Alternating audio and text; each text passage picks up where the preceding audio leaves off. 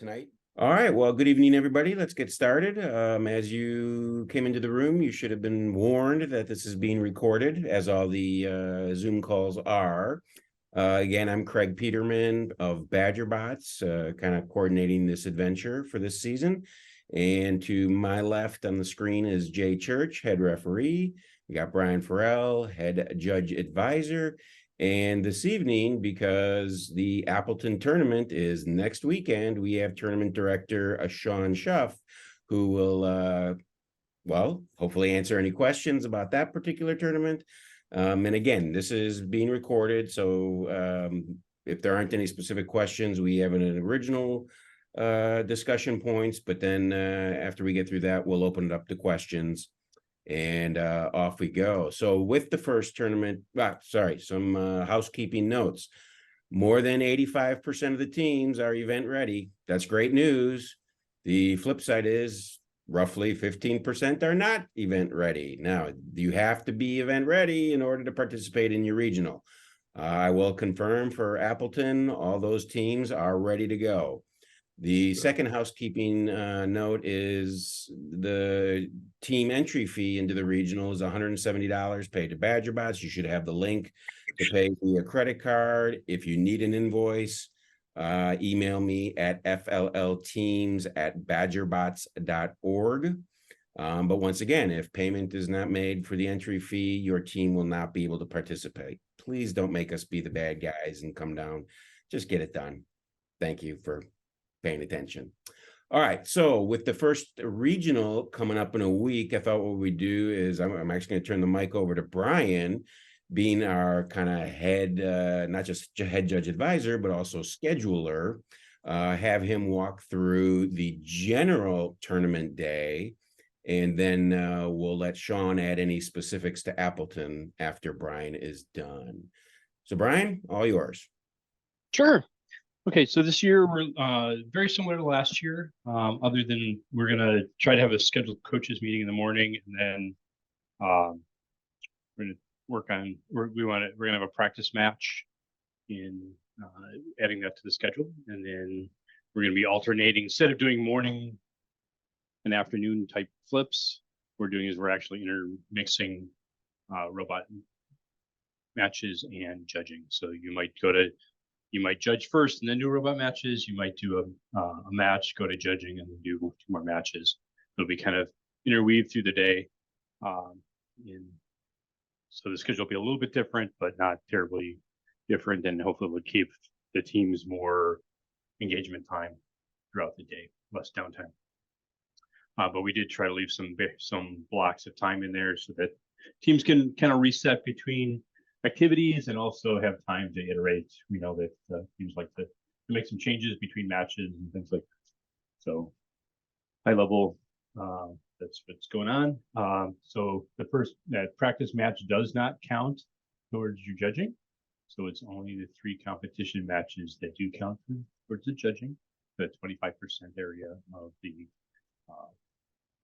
towards it's not technically judging, but towards awards. And then reminder that the judging session will be based on the judging flowchart stuff published by FIRST. I'm going to share my screen here and throw that up quick. Okay. Hopefully you see that and move this out of the way. Okay, you see my screen? And you see the FIRST website? Yep. Okay, I'm not seeing the green box around it for some reason. Okay, so all this stuff is taken from the FIRST website. Reminder, the judging flowchart. Team comes in, a couple minutes. The judges really doing introductions with the kids while kids are setting up. So this is usually the judges introducing themselves. You know, an example would be, hi, my name is Brian Farrell. I'm a DevOps engineer. I work at Rockwell Automation. It would be the kind of thing they would do. The kids would be setting up, and then they'll go into their innovation project presentation, 5 minutes, and then switch to the innovation project question and answer, then a robot design explanation. This is where the kids will be explaining all the cool stuff they did with the robot and the iterations, things like that. and then move into robot design, question and answer. And then during this whole time, core values is being evaluated. But if the core values judges usually have some things they need to kind of clarify to be able to properly assess the team. So this previously was called reflections. It's now question and answer time to be more clear as to what it is. And then judges will give a few minutes of feedback. Teams will leave the room, and the judges will fill out the rubrics.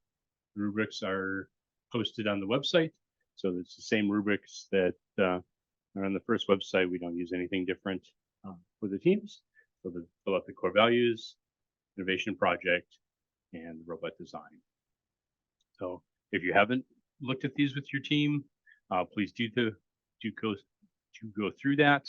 The judges are told not to do grade inflation. So if you do not meet all of the criteria met in a certain area, okay, you do not get that area, you get the lower area. So if you don't meet all of this criteria, you end up with beginning instead of developing. If you don't meet all the area for this, you would get developing instead of accomplished. So that's how that works. Hopefully there's no mystery with that. And then you will get provided a schedule of the day when your matches are, when your judging is usually a few days in advance of the tournament. A lot of times it'll come out on like a Wednesday. I'll let Sean talk to the specifics for the Appleton regional, but that's the high level of the day. Are there questions about that? I have a question. Oh, go ahead, Emily. Okay. This is more of like from the judging view, question here. But now that we're calling it core values question and answer, I know last year some teams would prepare stuff, and a lot of the judges asked, like, did you prepare something? Our team never does. They just expect the question and answer. So are we actually trying to not have them show something? It's just question and answer based off of how that's worded, or? Yeah, its prime function is getting the judges' questions answered. If the kids have a poster, they can go very quick. But the big thing is for the judges to be able to fill in which areas they have. Things like discovery, innovation, impact. Some, a lot of that should be coming out during the interviews. But maybe some of the work on inclusion and teamwork and fun, might be something they want to ask questions about. It really depends, what they hear during the interviews and the project and robot explanation.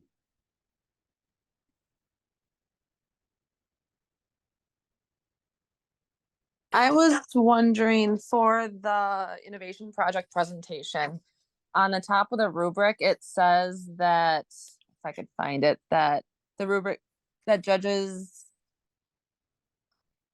like it says somewhere that it will be based on information given during the presentation. If the judges ask questions and they answer those questions, will they? That will also yeah, that'll be the whole thing. included? Yeah. Okay. Yeah. If you look at the flow chart, and the judge training matches this, basically the rubrics that are filled out afterwards. So it's really the time, the information during this half hour that they get to apply to it. So it's kind of a little misleading statement. And actually, I hadn't noticed that. I always pay attention to questions, not that one sentence, but we'll be taking that over to first to talk about that. That's second person in 2 days that's asked me about it. But yeah, if you look at the judge training, which if you're a judge, you'd get, and I'll add the rubric here. We're really talking about doing that at the end.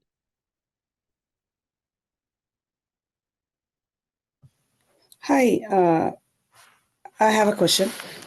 Sure. So last year we went to Oak Creek. I'm from Greendale, and we went to Oak Creek for a regional competition, and our team prepared a presentation on their Chromebooks, and there was no way where they could present it, and they had to read off the slides. They could not really project it.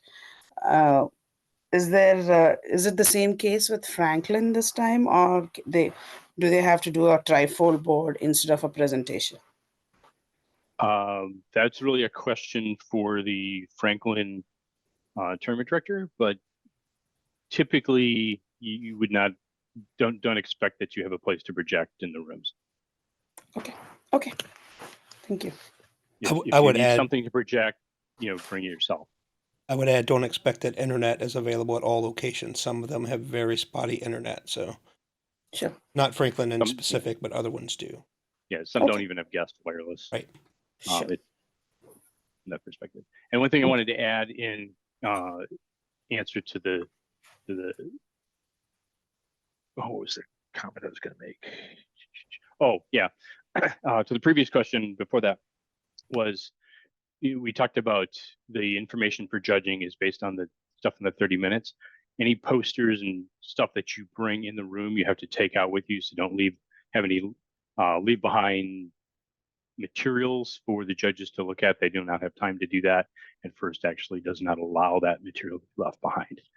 Okay, I know there's people that leave buttons and candy and stuff like that. That's fine, but not the so the cute giveaway things. That's fine, but the don't leave a 3-inch thick binder or even 2 pieces of paper for the judges, because they're not allowed to look at that and consider it if it's not provided. If that information was not given during the presentation to the judges, then they really don't have it to consider.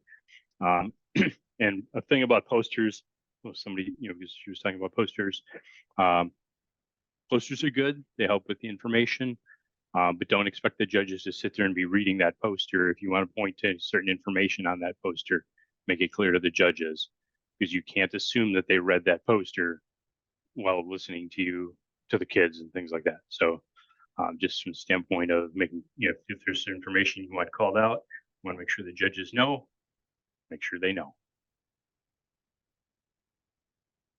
Our team had a couple questions that came up at the scrimmage this past weekend, and they were wondering if their transition between project and robot is part of their robot design time, that 5 minutes. Usually the transition is considered 10, 15 seconds. So that's usually absorbed throughout the whole time. Okay. So Okay. They had gone over because during the transition that was being timed, and so they didn't know if they needed to sort of rework how they were approaching that. So well, I mean, consider the clock running the whole time, because Okay. the whole window is 30 minutes. okay. And then they had the same question that Emily had about core values, because we did have the judge ask them, do you have something to present? And then they didn't know if they should have something, and then if they did, how short it should be to fit in that 3 minutes. But I think Yeah, you- they Okay. do not need to. okay, awesome. Thank you. Sure. What team are you with? Team Alpha Geek. I'll follow up with the judges on that for the future as well. Okay, thank you. I guess I would just say from last year's experience, I think I only judged when one team came with a core values presentation, and it didn't help them, it didn't hurt them. So it was the question and answers, the whole presentation, the whole 30 minutes, the feedback with the interaction with the judges. You can get more from the core values perspective than you can from a rehearsed presentation. So that's just I my agree tip. I agree from a judge's perspective, but sometimes it is helpful to the teams to do at least that process in helping the kids understand what core values is. So sometimes there's a value from that perspective, in kind of going through the process. I just noticed that like last year, every team that did not prepare anything, which was totally cool, every time one of the judges asked, oh, did you prepare something for core values? Then the team's like all panicked for like 30 seconds, and it really frazzled them. So just from a judging standpoint, maybe, I don't know if the judges should no longer ask that, or because it just makes them seem like they came unprepared. Like that, I just watched the faces of those kids and they look panic stricken. So Yeah, we'll have to make a note to let the judges advisors know, and let the judges know. And I'll double check the wording in the judge script to see what they have this year.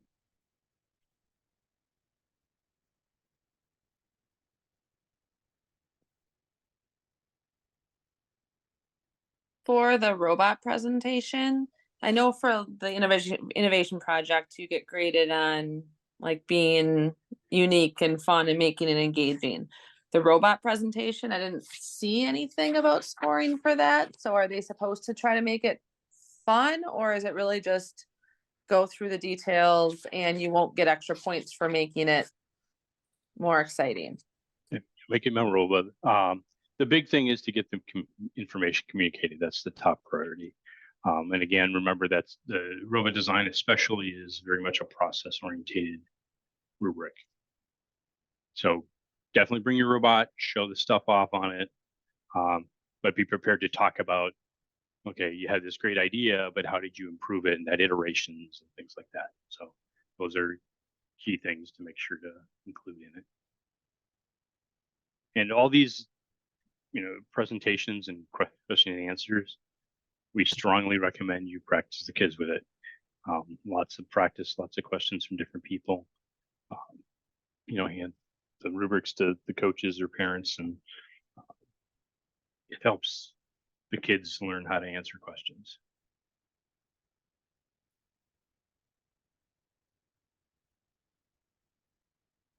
It's a great life skill.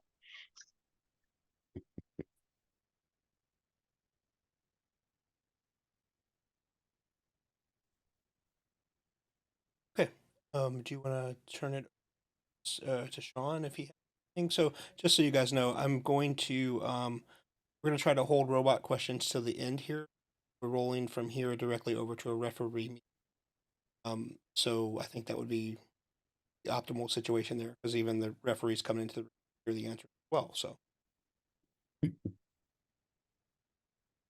What time are they supposed to be on, Jay? a 7-ish. I told them it, Okay. but it's whatever, they know it. I think once. Okay. Is there anybody here that's going to be at the Appleton event?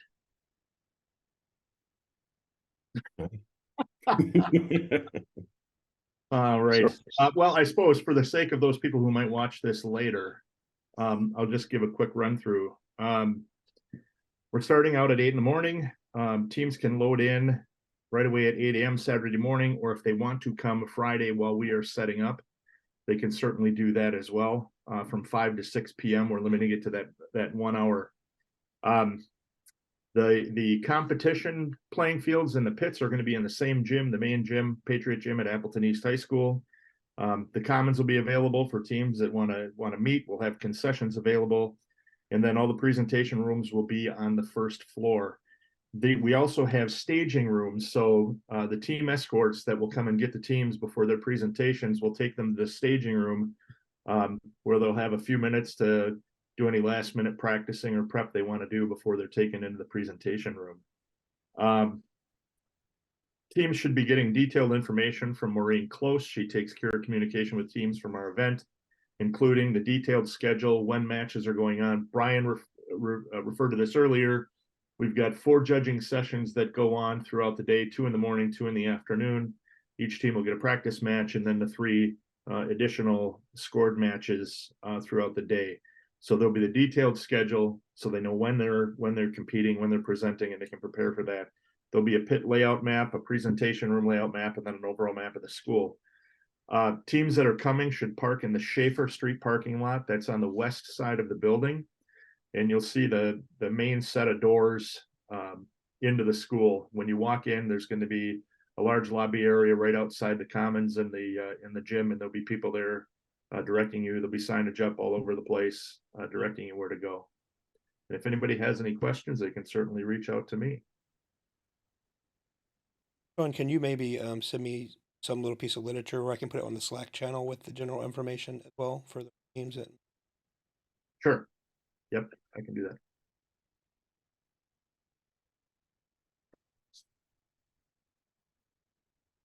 And one thing Sean said, there's concessions.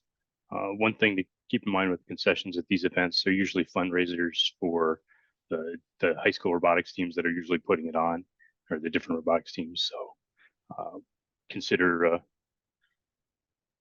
visiting the concessions.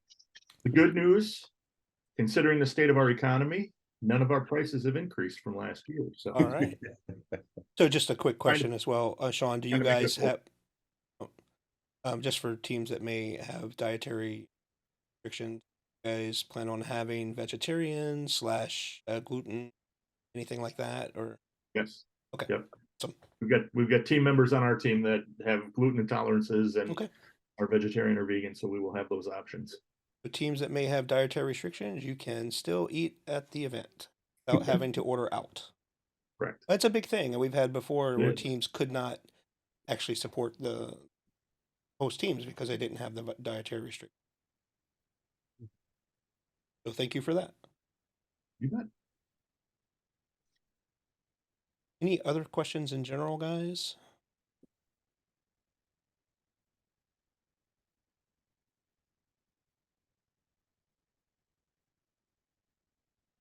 You guys don't have any other general questions, I can take some robot questions. I just didn't want to step on these other guys and take up their time when we're continuing on later.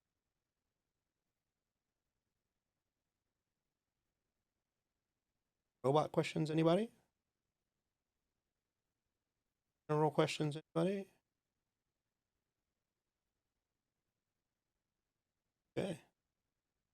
I have one question for the delivery. I think it's kind of been said at other meetings. So for the delivery of those different characters that have the ring, if the person falls off, is it the ring that counts as, or does the entire thing have to make it there? No, so the rules state that that it has to be partially in, and the rules also state that I'll look up the verbiage for you real quick.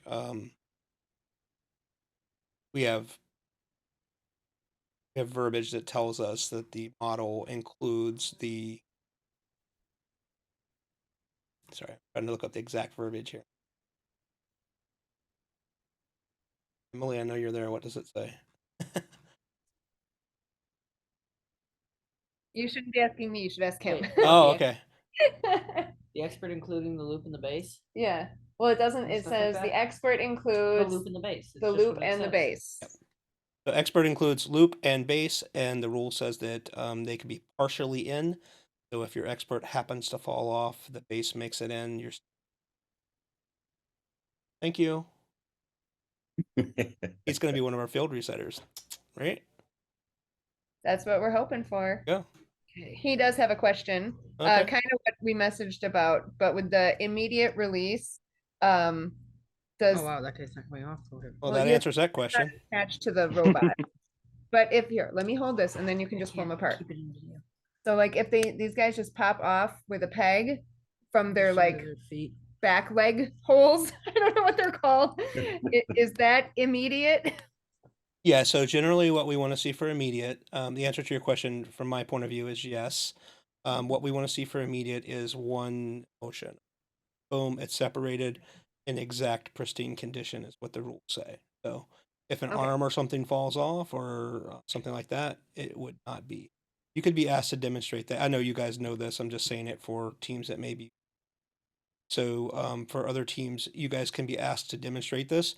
We have kind of a process we're going to do. If we see something before the match starts that could be an issue, we may ask you to address it then to show us or whatever. Same thing goes with your like your art piece. If we think it may be fragile or it may be touching something, if we see it ahead of time, we may mention it to you guys. If it's during the match, we will not stop you from running the match. We'll just score how it is at the end. So if we see something that you guys bring out or preparing during the middle of the match, I won't ask the kids, hey, what are you doing with that? Or is that, is that loose enough? Because when we start talking to them, it throws them off their game. Like they're not expecting us to interrupt them. So if we see it ahead of time, we'll have a little chat with them and make sure everything is, how they expect it to be and let them know what we plan. If it's during the match, we will not interrupt them. We had another question. Sure. We couldn't remember, we had different points of view, if Jeffrey had to be in the inspection area last Jeffrey? year. Well, we call him Jeffrey, sorry, the dinosaur. He had a name. Oh, you're talking about Uh, last Yeah, so this year, do the orange guys and all the experts have to be in the inspection? No.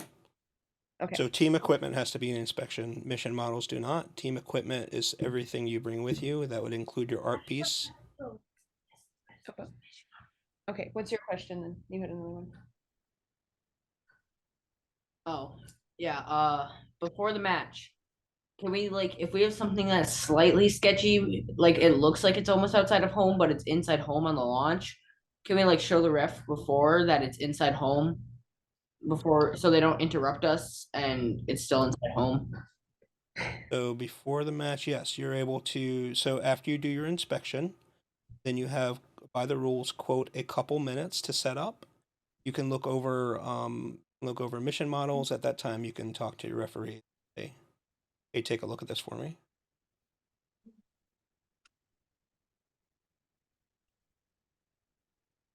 Eric. Hello. Silverbrook. Oh, Hey, I've got all the silver coaches here. We have a few robot questions that we had that we're hoping we can get answered. First of all, the spinner, mission 2, what do they call it? Collab, whatever it is, cooperation. That one. Does the spinner start on a specific color? Okay, if you don't mind, let me see if these other guys have anything that they want to address so they can get out of here. The referees are starting to come in. If anybody has any other questions related to general events of the day, questions directly for Sean, for Craig, for Brian, and I will get right back to you, Silverbrook. Let's let them get their questions asked and answered so out of here, and then the referees will be glad to spend as much time as you guys need to handle robot.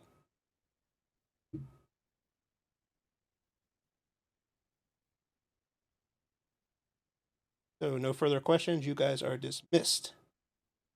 All right, we will take. Thanks for stopping Thank in. you, Sean. All right, we will continue with your question, Silverbrook. You were talking about I'm sorry, I was thinking about getting them out of here, so I didn't quite. Mission 2, the spinner. Does it start on a specific color? Is it when it's set up? Yeah, it starts on blue. All right. Thank you. Welcome. And this year it'll be the same format, the 2.5-minute rounds? Correct. Okay. Good.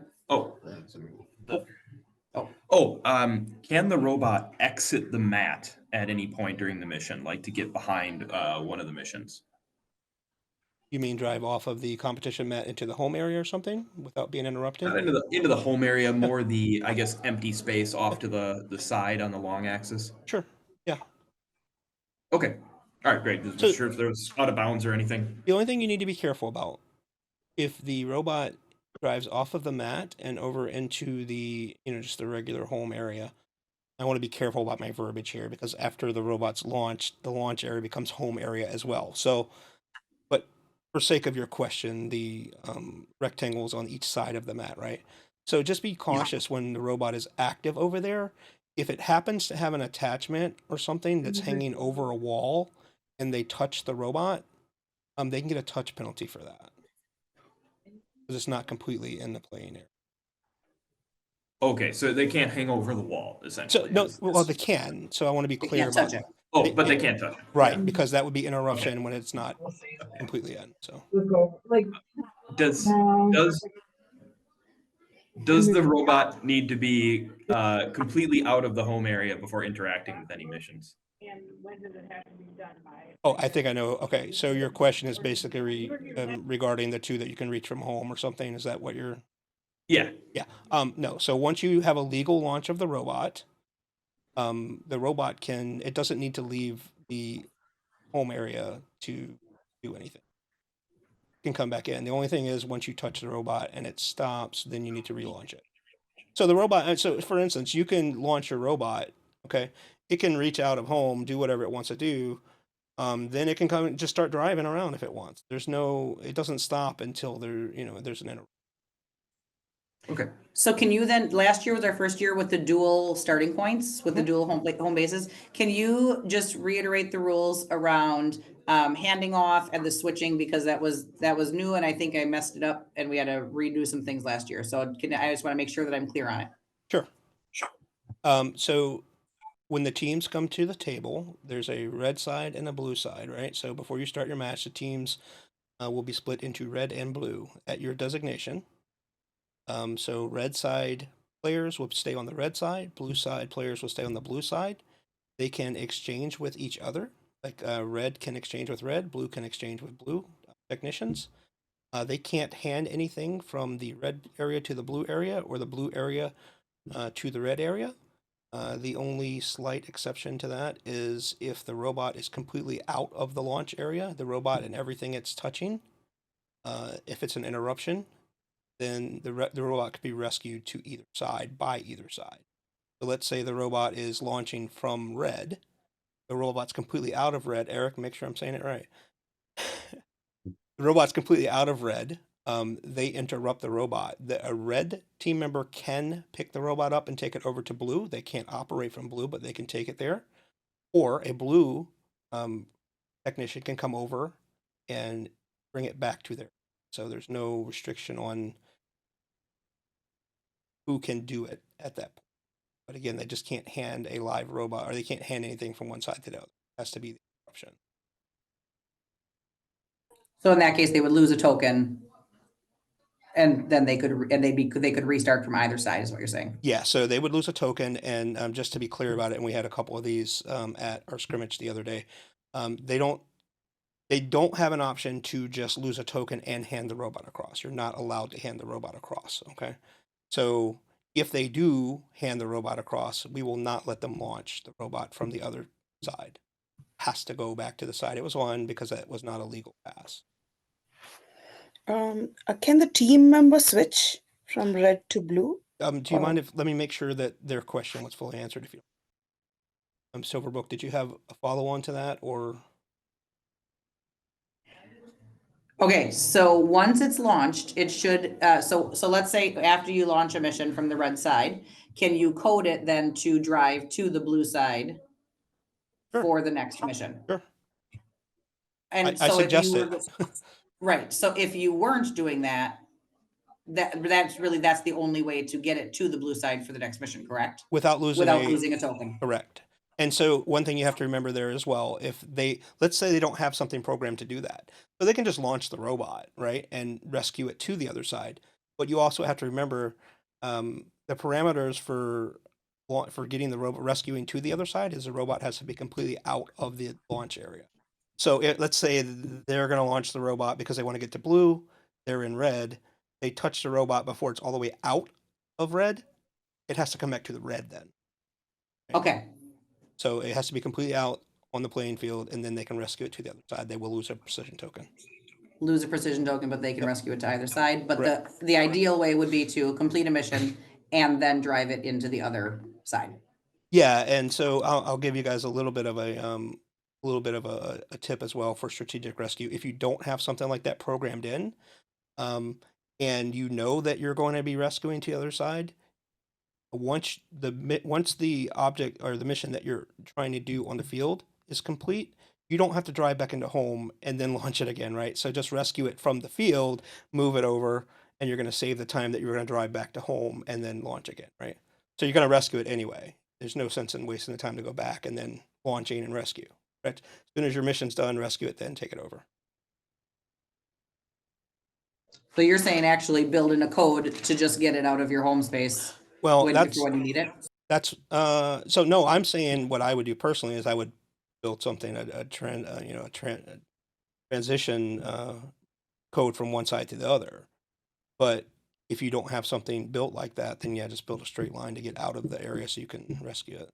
I know you get one, what we call free rescue, or what doesn't hold against you, but I always look at what happens if you have to rescue again. Now that free win cost you, right?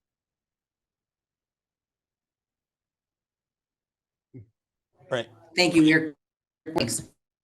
Sorry, I didn't keep track of who had the other question, but Yeah, actually, last year when the kids were confused, and I think one of our team members from blue switched to the red because the other team member was having difficulty. We should not do that, right? you're not permitted to do that. Well, let me be clear. You're not permitted to do that during a match. But Okay. after the match is over, the teams can the next round, the next match, they can switch. They can be on a different side. But once you start the match, that's the side they stay on. So, so let me be clear. So they cannot switch during the match Right. or during the missions, right? Let's say, yeah. Yeah. So I get the Okay. definition of the match is when you come up to the field and you play your 2.5 Sure. minute round. Okay. So once they're designated red or blue, they can switch in and out with their red or blue side respectively, but they can't switch from one side to the other. Sure. So after your round is over and then you come back out again for your next robot run, it does not have to be the same players on red or blue. You can switch them up, but once that match starts again, they stay on the side they are designated. Sure. Okay. Thank you for that.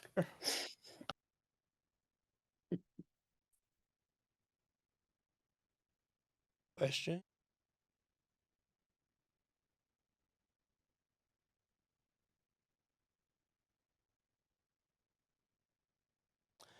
All right.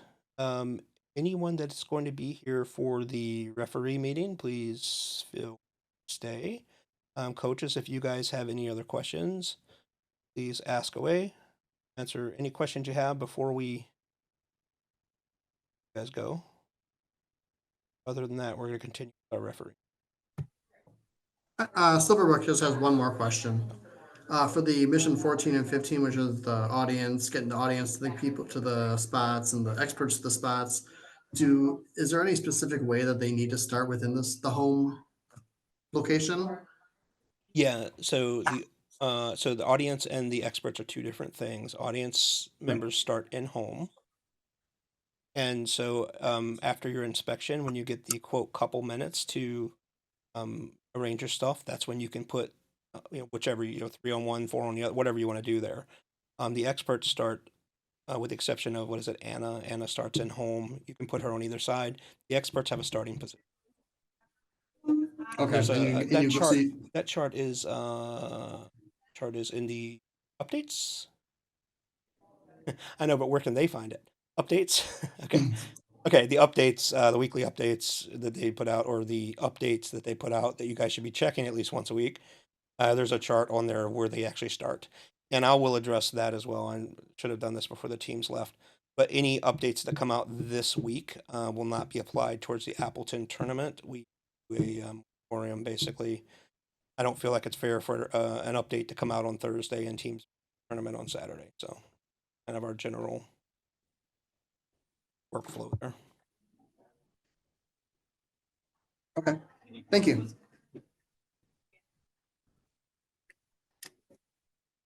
Any other team questions?